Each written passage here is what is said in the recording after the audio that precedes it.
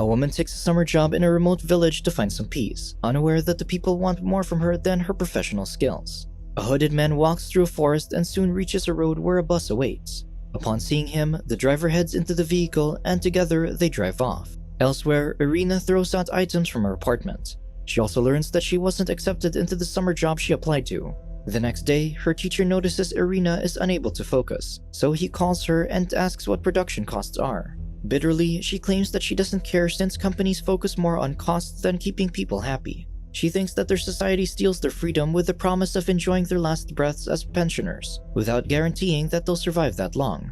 Her rant puts tension in their class. Later, Irina's friend, Mia, tells her to stop blaming herself for her misfortunes. Instead, she should focus on her summer job, but Irina reveals that the company turned her down and she kicked out her ex-boyfriend, so she has to find another way to pay rent. After school, Irina goes on a jog, unaware of a stranger watching her. He later watches her in her apartment, but when she looks, he's not there anymore. While Irina showers, someone rings the doorbell. When she checks, she only finds a letter outside. Soon, Irina boards the bus headed to Kyrsyä after receiving an invitation to the village to escape from the busy life. While waiting, she talks to Mia on the phone, who thinks that the trip is ridiculous. Irina defends that it's a summer job where she'll be mentored while working for a textile manufacturer. During this, the strange man is also on the bus, watching her. Irina falls asleep during the trip and wakes up upon arriving. Outside, the driver compliments the strange man on his nice catch. When Irina steps out, the strange man introduces himself as Pertti. He's also heading to Kyrsyä, which is a 10 kilometers walk away, so the two walk together.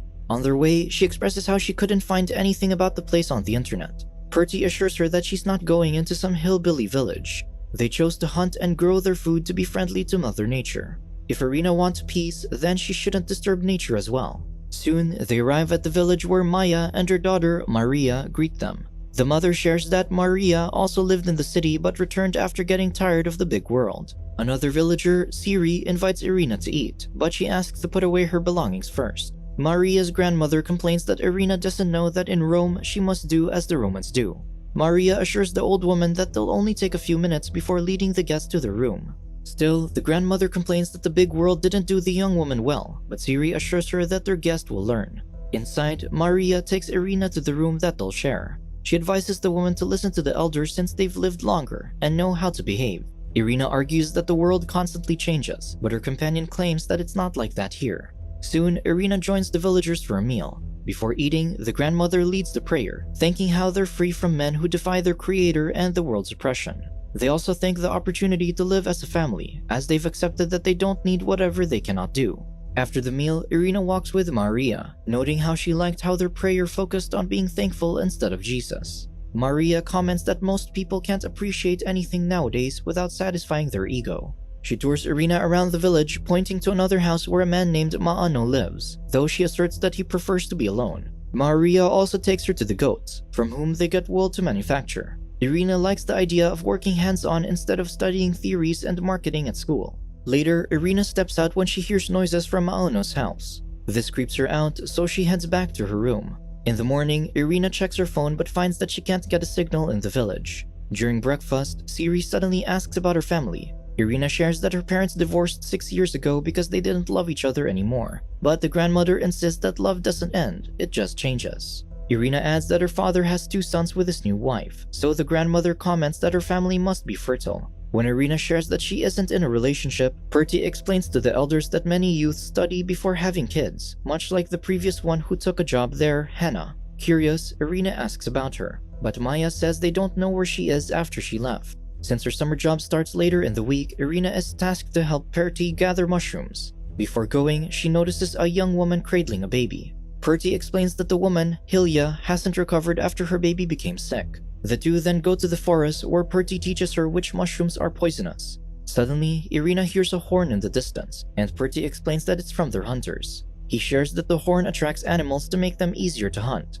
Irina scoffs at the idea of charming the animals before killing them, but Pertti argues that it's more compassionate. That afternoon, Irina joins Maria in the sauna, where her companion confesses that she left the city after having a miscarriage. She was scared of becoming corrupted, so she returned to the village. Maria learned that people from the city can't coexist with nature, and Irina agrees since most don't appreciate what's around them. Maria then asks why Irina accepted their invitation, so she admits that she needed to escape and think things through. She starts ranting about her ex-boyfriend, but Maria shushes her as Mauno gets excited with that kind of talk. Curious, Irina wonders about Mauno, and Maria admits that he's good-looking. This makes her think that Maria is in a relationship with him, and the woman rushes out in embarrassment. As they head back, they hear grunts from Mauno's cabin, so Maria tells Irina to go home alone before heading inside the cabin. Just then, the hunters finally return, and Irina sees them happily gutting a raccoon. This bothers her.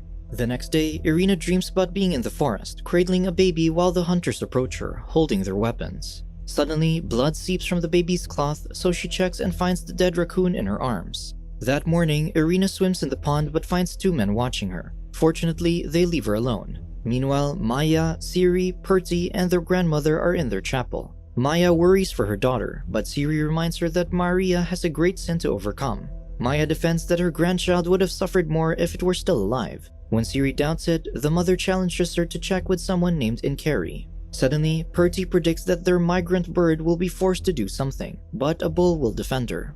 The bird will then choose to leave and a bear will help her decide. He declares that Irina will lead them into change, but the grandmother worries about inviting outsiders into the village. Maya assures her that they've learned not to talk about babies so suddenly since this scared Hannah. Instead, they'll have Severi charm Irina so she'd choose to stay. Later, Maria points Irina to Severi and Yalmari, whom the newcomer recognizes as the men who watched her in the pond. Changing the topic, Irina wonders why Perti didn't join the men during their hunt. So, Maria explains that everyone has their tasks, like how she teaches the younglings of the village. Irina finds this odd since there are no kids around. The men approach them, and Severi comments that he's glad to see Irina, as women nowadays aren't willing to do women's work. Irina asks what he means, so Yalmari answers that it's making children.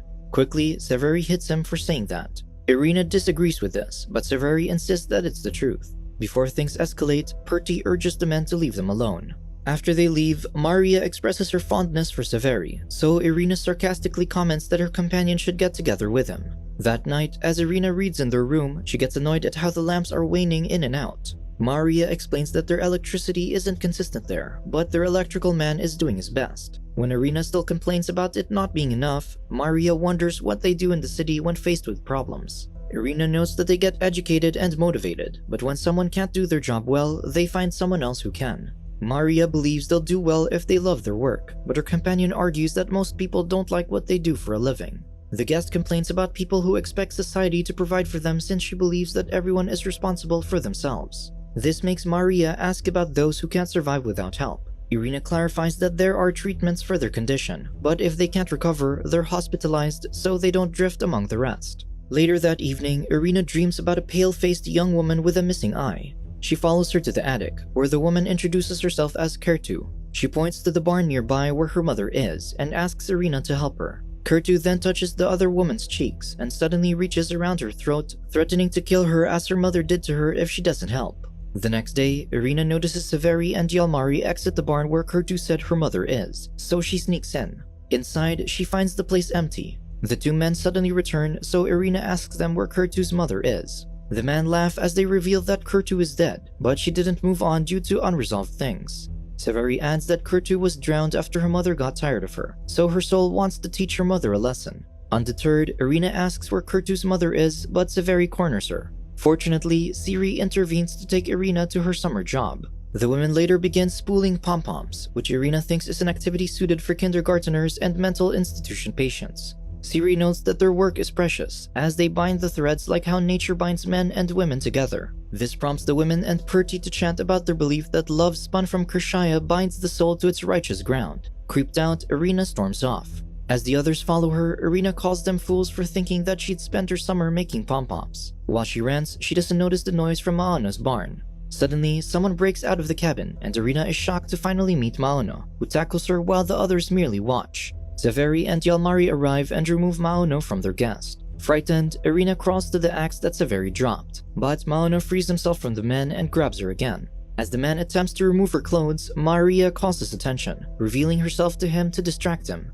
Maono chases after Maria while the shaken Irina cries. Maya explains that Maono was a strong child, so he's been producing their electricity through hard labor. It keeps him busy and out of trouble. Seeing them not bothered by what happened, Irina calls them sick and decides to leave. However, Perty reveals that the next bus doesn't leave until tomorrow, so Irina has no choice but to wait. Later, Maria finds Irina trying to use her phone again, but with no luck. She gives her tea, but Irina asks her to leave her alone. When Maria notes that they don't let sad people be alone, the woman sarcastically points out that they lock up mentally disabled people instead. Maria reminds her how men are awful in the city, but Irina still wants to go home. As they head back to the house, they find Severi and Yalmari wrestling on the ground.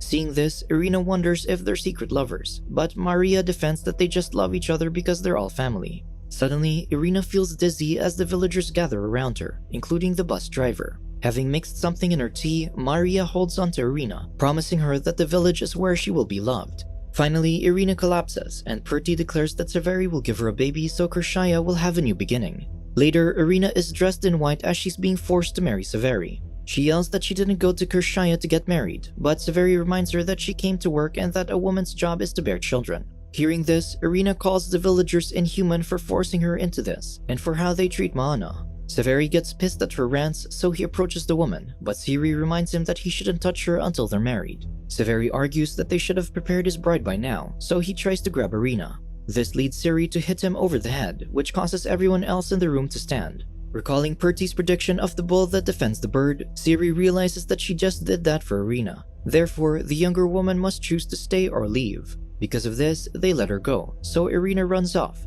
passing by Hilya, whose baby is actually a doll. While Severi shouts in anger, Irina grabs her cardigan outside, then finds Maria cleaning blood from herself while Maona is chained beside her. Horrified, the woman runs into the forest. Without shoes on, Irina hurries away as Severi and his friends search for her. After getting far, Irina finds her phone in her cardigan and tries calling for help. However, she hears Severi getting close, so she runs. While hunting her down, Yalmari teases Severi for not getting his bride because he doesn't pray. Severi punches his friend for this, just as the other men report where Irina is heading to. Elsewhere, the woman gets knocked out by a hooded figure. While unconscious, she dreams about the villagers watching as Maona kills another Irina. When she wakes up, she finds a blind woman who thinks that she's Hannah. Irina realizes that the woman is Kurtu's mother, Inkuri, whose eyes were plucked out and put in a jar around her neck. Irina asks if she killed her daughter, so Inkuri defends that Kurtu was born with many abnormalities, which they accepted until she started to belittle their lifestyle. Kurtu got ideas after Maria returned and taught her about society. It came to a point where Kurtu only wanted to improve their village but didn't care about them, so Inkuri did what she needed to. However, the villagers thought it was wrong to waste life as she did. Suddenly, they hear Yalmari and Severi close by, so Irina lies that she's Hannah, and the villagers are accusing her of hiding Severi's new bride. When Inkuri argues that they won't harm her, Irina promises to help the woman return to the village if she helps her. Finally, the men arrive and tell Inkuri that Irina might send the police to Kyrsyä. Inkuri claims that Irina hasn't been there, then begs Severi to take her back to the village. She insists that her daughter wanted to destroy the village, but the men refuse since nature hasn't eaten her eyes. They believe that the eyes are the window to the soul. Therefore, if nature doesn't want to consume hers, then she's still impure. To prove her worth, Inkuri puts down her shriveled eyeballs on the ground, which a rodent approaches. However, it doesn't eat them, so the men walk away. The rodent climbs onto Irina's hand, who's hiding in Inkuri's tent. This makes her flinch, which the men hear. Before they can investigate, Inkuri eats her own eyes to prove that nature can still forgive her. Disgusted, Severi just orders the woman to bring Irina back, then they'll discuss if she can be welcomed home. After they leave, Inkuri insists on finding Irina, unaware that she's already talking to her. Irina wonders why she'd help the villagers, so Inkuri insists that she'll be forgiven because they still love her. Irina then asks what will happen to Severi's bride after she gives him a child, so Inkuri assumes that they'll cut out her tongue so she can't report the villagers. Getting an idea, Irina suggests that the bride will head to the road, so Inkuri agrees to take her there to find the woman. Suddenly, Irina's phone rings as Mia is calling her. She answers the call while pretending to be Hannah and listing what happened to her in Kyrsyä. This doesn't fool Inkuri, however, so she approaches the frightened woman, realizing who she is. The confused Mia gets suspicious at what's happening just as Inkuri grabs Irina and cuts out her tongue.